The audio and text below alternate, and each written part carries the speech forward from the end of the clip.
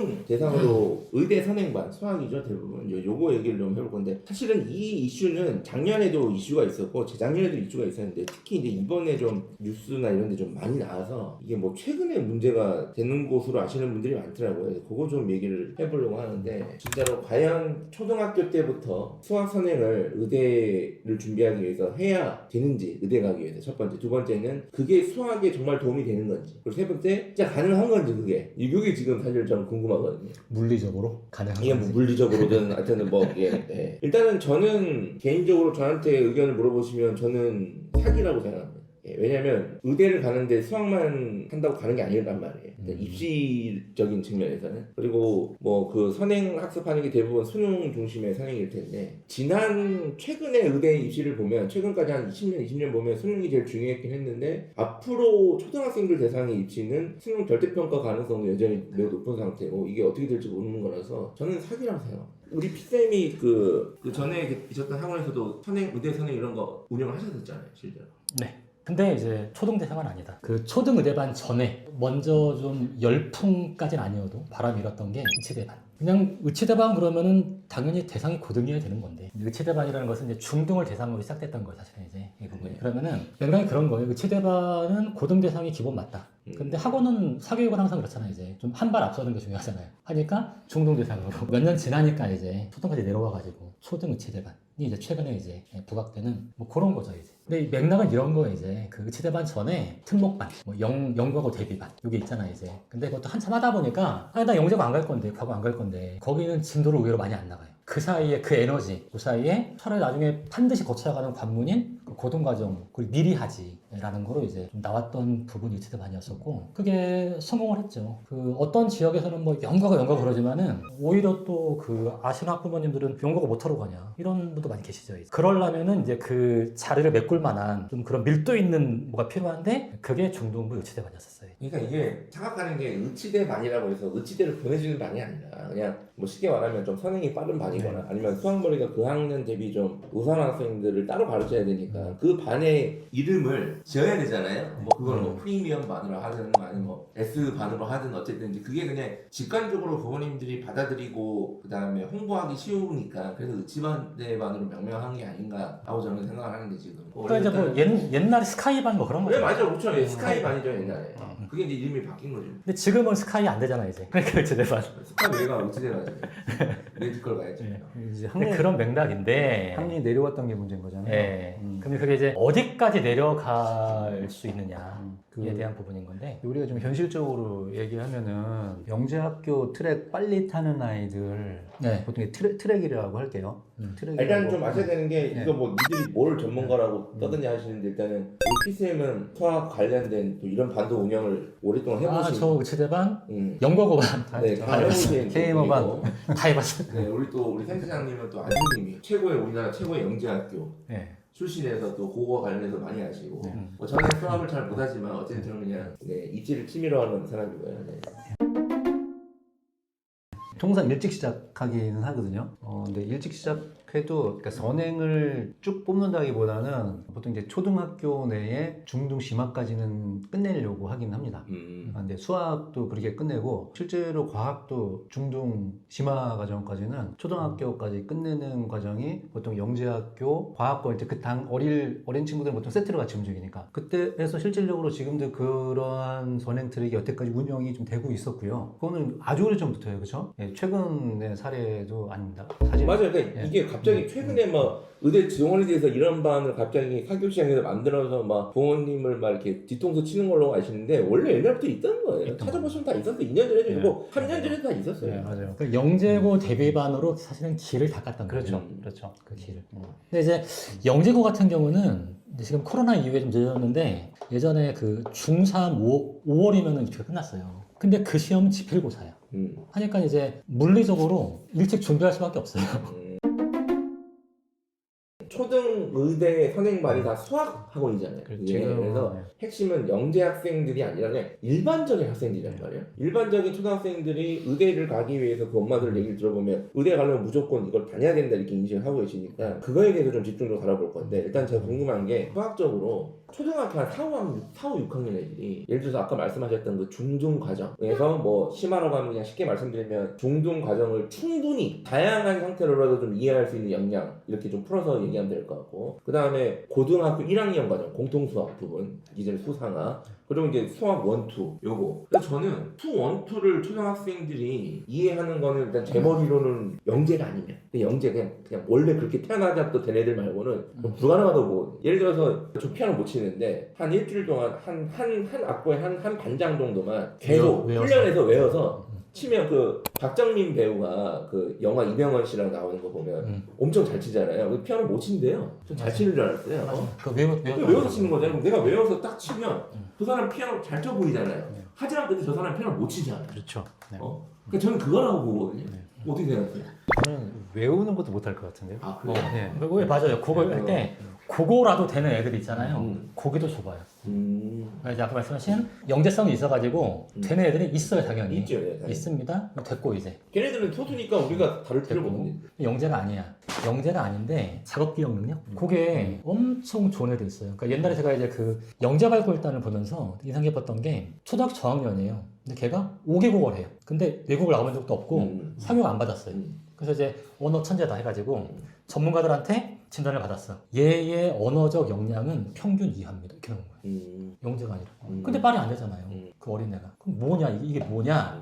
예. 근데 얘는 작업 기억 능력이 어마무시하게 뛰어나다. 외웠다는 거예요. 그런, 그러니까 거기도 이제 일부적으로 또. 그쪽 부분의 영재인 거죠, 일종의. 이제. 그렇죠. 근데 제가 봐도 그래요. 그 어떤 애들은 수학적인 메커니즘으로 그 부분을 이해 소화하는 애들이 있고 그게 아닌 거 알겠어. 단순 암기력이 아니야. 그게. 거기까지도 그 비율이 엄청 적어요. 매우 적죠? 예, 희소하죠. 엄청 적어요. 맞아.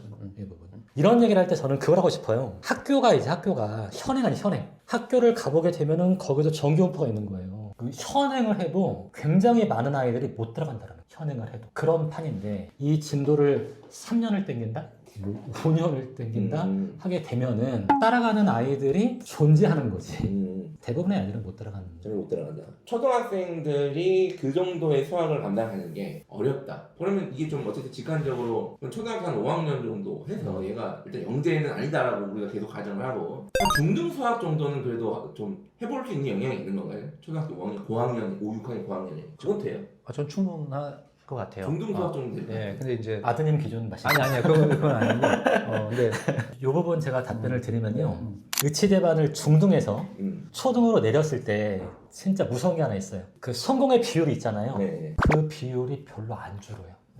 야, 초등 가면 그거 누가 따라 할 수 있겠느냐. 근데 나중에 봐라. 그 중중에서도 물론 실패한 애들도 있지만 성공한 애들 이만큼 비율이 있지 않았느냐. 야, 초등으로 냈더니 그 비율이 줄지 않았는데 제가 보기로는 그 성공 비율은 많이 줄진 않을 것 같아요. 4일 전에 MBC 뉴스인데 이게 지금 벌써 조회수가 46,000 됐지만 동영상 과장 아니네 초등의대 준비반 가보니 뭐 이건데 이 압축한 건데 초등의대 준비반은 고교 과정 수업이다. 옛날에는 초3부터 많이 했는데 요즘에는 초1, 2부터 시작을 많이 한다. 초등학교 3학년인데도 중3 수학을 배우고 지금 이런 내용이거든요. 지금 몇 년 이게? 앞선 거예요 도대체? 지금 이제 이런 얘기인데 초등학교 학생들이 이제 계속 저학년으로 내려가서 계속 이게 막 경쟁적으로 근데 뭐 어쨌든 좀 무리가 있다. 이건 좀 무리가 있다라고 보시고 그 초등학교 저학년에 중학교까지 끝내고 4학년쯤 돼서 지금 고등 수업 들어간다는 얘기잖아요. 그럼 거의 대부분 아이들이 불가능한 얘기. 그리고 이게 어쨌든 학원은 커리큘럼대로 움직이잖아요. 개별 맞춤으로 너는 약간 속도가 느리니까 너를 위해 살 수 있는 게 개인 지도가 아니니까. 예를 들어서 학원 유형별로 다르긴 하죠. 뭐 초중 3학년부터 막 시작하는 의대반을 개설하면 분명히 그 학원은 뭐 1학기에는 어디 나가고 막 이렇게 순서가 있을 거 아니에요. 이 부분 나가고 이 부분 나가고 요때 초등학교 5학년 되면 뭐 고등학교 요 부분 나고 6학년 때는 뭐 수상하다 아니면 수원투 이게 커리큘럼 짜놨을 거 아니에요. 유명한 로드맵. 그렇죠. 그 수학 로드맵. 로드맵. 제 질색 발생하는 그 로드맵. 맞아요. 근데 분명히 그 로드맵을 쫓아가는 데 있을 수도 있겠지. 있는 게 문제야. 있는 게 있다니까. 있죠. 예. 있어요. 그리고 쫓아가는 척하는 애들도 있을 거야.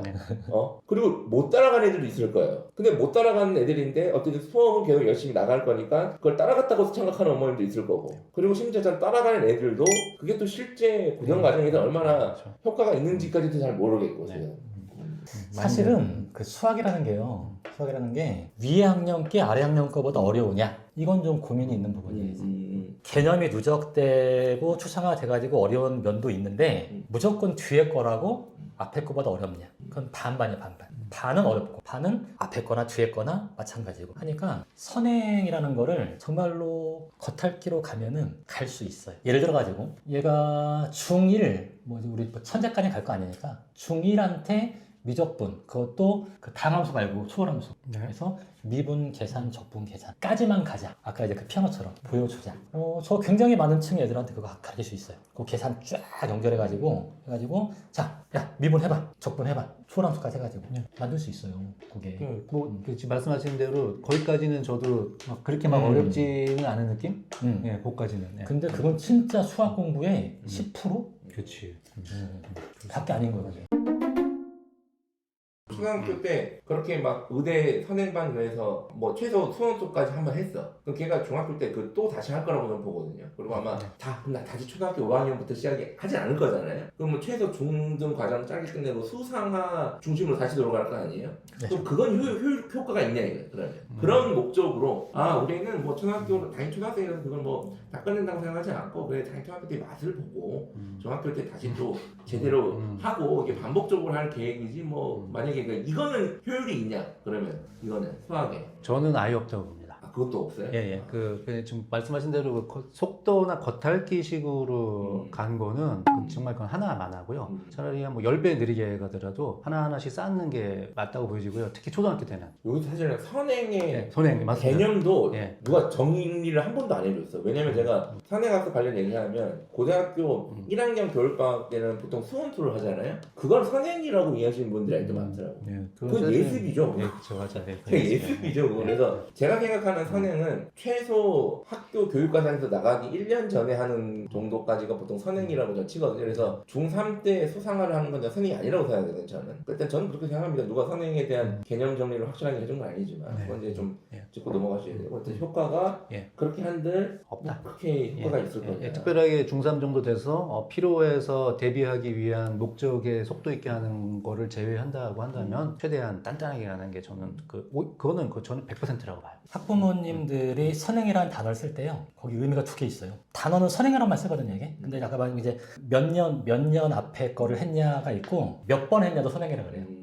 저희 아이는 선행이 많이 안 돼 있었어요 했을 때 그 의미가 여러 번 돌리지 않아서 그것도 있죠. 근데 이제 보세요. 우리가 무언가를 이제 할 때 5번이랑 6번이랑의 차이는 되게 미미하겠죠. 그러면은 5번을 했는데 안 되면은 6번을 했을 때 안 될 확률이 높죠, 당연히. 선행을 여러 번이라는 반복으로 너무 많이 한다라는 그 메커니즘 이거 문제가 있다. 처음부터 뭐 5번을 할 거야 어차피. 당연히 처음 어떻게 하겠어요. 5번 할 거니까 대충 하겠죠. 그 문제야 문제.